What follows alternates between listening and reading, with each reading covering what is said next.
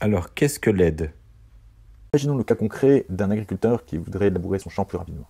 On lui propose un cheval. Figurez-vous qu'il ne va pas l'accepter. Par contre, un soldat qui veut gagner plus de temps pour explorer un territoire, pour terrasser ses ennemis, va forcément utiliser un cheval. À votre avis, pourquoi? Eh bien en fait parce que le cheval est beaucoup plus apte à réaliser les tâches qu'un soldat demande que ce que demande un agriculteur. Il va donc être une aide beaucoup plus précieuse de par son étymologie. Le mot aide vient du mot aidies, qui a donné aille, auxiliaire et adjuvant.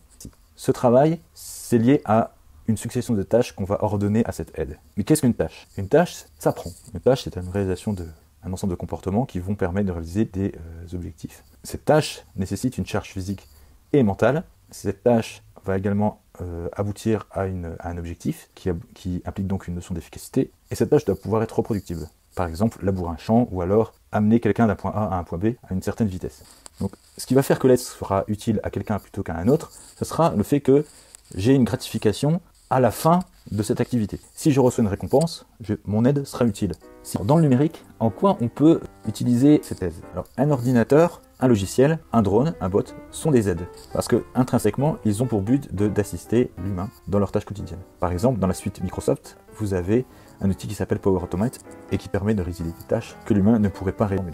Vous avez également des cobots qui sont eux plus proches de l'accompagnement automatique que de l'aide. Les cobots, ce sont des robots collaboratifs. Ils ont une relation, d'où la notion de cobot, collaborative robot. Vous avez, dans le sens plus traditionnel du robot, de l'aide électronique, le chatbot. Le chatbot contient des connaissances qui peuvent permettre d'orienter des réponses. Vous avez également les réseaux conversationnels, donc qui sont liés au chatbot en fait. Vous avez également les ETL qui sont liés à des mécanismes automatiques qui déclenchent des actions à la suite de triggers. Donc, les triggers qui sont des conditions de déclenchement. Donc si vous voulez en savoir plus sur le numérique, n'hésitez pas à vous abonner et je vous retrouve pour une prochaine vidéo. À très bientôt.